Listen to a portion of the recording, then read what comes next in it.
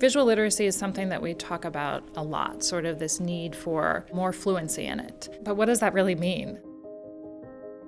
Everyone has a camera in their back pocket, but that doesn't make everyone a photographer. I mean, everyone who has a pencil or a pen or a computer is not a writer. So how do you distinguish that? I think everyone can get lucky and make a great single image. I have probably 11,000 or more pictures on my iPhone, and a few of them have made it to my Instagram feed, but that doesn't make me a photographer. One, it's kind of the different purposes for the pictures and how do those pictures communicate. When I was working at The New Yorker, a magazine that is, much better known for its covers and for its words, obviously, than its photography, we had to think a great deal about what each image was saying. And I often thought that the pictures should be emotional, they should be evocative, they should be trying to draw the reader into the piece, make you stop as you're flipping through that magazine and maybe say, I want to read that piece. It didn't have to try to do the work that those 10,000 words were going to do. It didn't have to be literal. It could be much more emotional and evocative.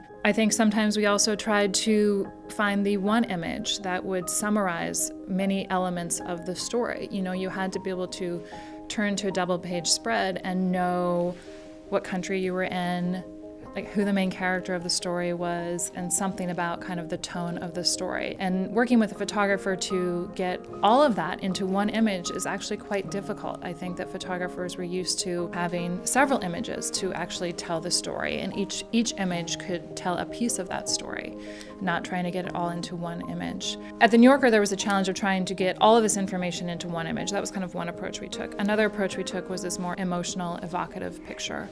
And then we could really rely on the words to tell this story. At National Geographic, we're doing something entirely different. We are really trying to tell the story through those images. So each image itself has to clearly communicate a piece of that story and also be the best image that you could possibly make on that piece of that particular story. So we're trying to get both the artfulness of an image into the picture as well as all the information into the picture, and it's surprisingly difficult.